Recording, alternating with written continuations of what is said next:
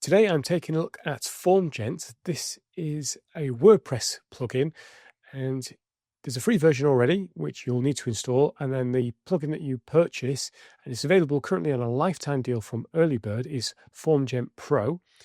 You can get a single license for one site for just $29, or for $109, which I think is very reasonable actually, unlimited sites, so you don't need to worry about ever getting a form plugin again. So what does it do? Well, thank you to EarlyBird's for providing me with this to check out. Let me show you. It's got lots of features built in. So once you've installed it, you'll need to install both plugins, activate your license. I've been having a little play around with it, but let me show you some of the great features. This is very quick as well on WordPress. It's a very slick plugin. You can start from scratch and build your own form, use a template, or create with AI. If we click use a template, they've got a really good collection of templates. I was just expecting the usual, a contact form type template and variations of that, but actually they've come up with loads of different examples. So we've got BMI calculator form, grade calculator, sample size, employee satisfaction, cancellation surveys, and there's 30 templates at the time of review. They may expand that. We've got 3 calculators, 2 surveys, no payment forms yet. I believe that's on the roadmap. Registration and sign up, event planning, health and wellness, education forms, application forms, business forms, customer service forms, AI forms, and donation forms. So you've got a good selection of templates, and I always like templates being included because it shows you what can be done with the plugin or the theme. You can kind of open one up and see how it's been built. So if you want to check out any of these forms, you can simply click View Demo and that'll open up a demo. So just give it a form name. It's going to create it for us. When you're dropped in, this is very much like the Blocks page editor. You're dropped in and you've just got all these widgets down the side, and this is how you build up a form. So it might not look like a form yet, but when we then put it on a page, it will do. So down the side, you've got your headings and your paragraphs. They're pretty standard, but then the FormGent elements, we've got name, email, multi-line text, numbers, phone numbers, choices, GDPR compliance. Is that on? It's not. So let's just see what that does. Let's drag that on down here. I agree to the terms and conditions. Nice. We've got URL, input masking, page break, digital signature. You can do file uploading as well if you're collecting information. So the top here is a new button for WordPress. This isn't normally here. If you're used to using WordPress, you'll know that design and share isn't there normally. So we'll hit design and share.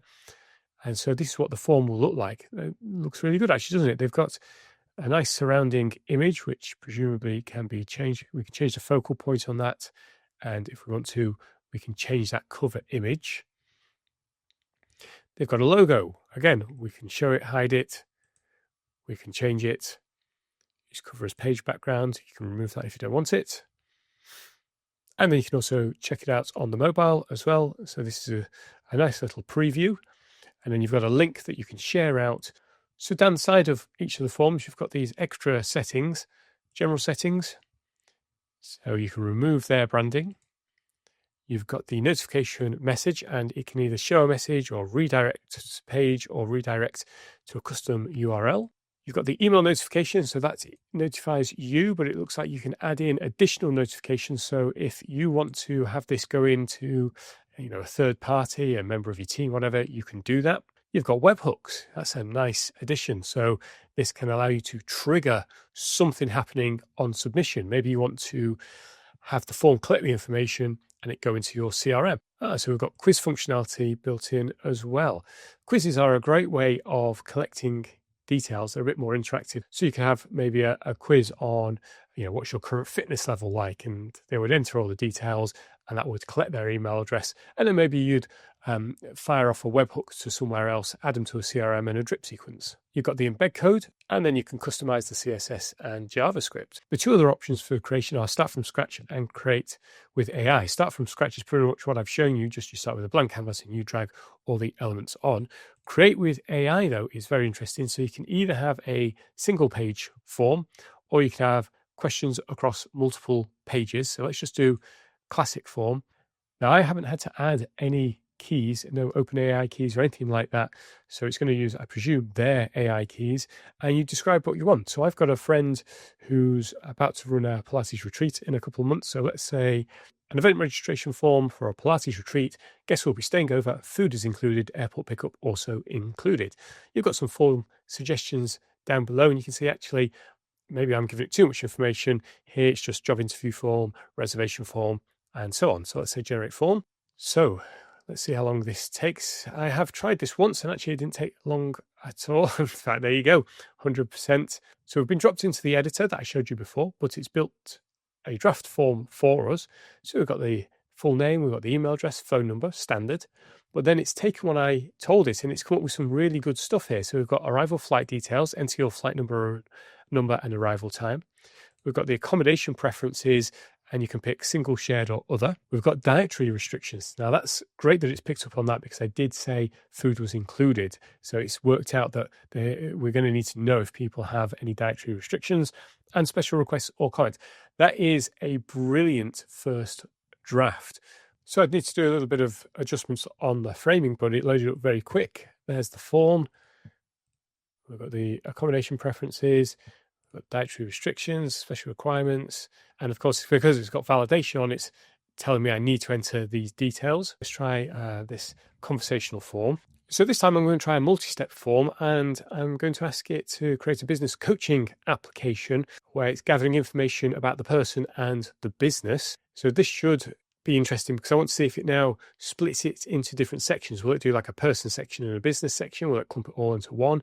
Will it just be one after another? This is a slightly different view now because we've got these cards down the bottom. So let's go to number 1. What's your name? Name of your business. Tell us a little bit about your business, industry or sector. And then we've got a drop down. That's good. And of course you can edit all these. Biggest challenge you're facing. What areas of your business are you struggling with most? What are your goals? And on a scale of 4 to 5, oh, that's very good. So it's mixing up the question types as well. Anything else you'd like to share? And consent for data.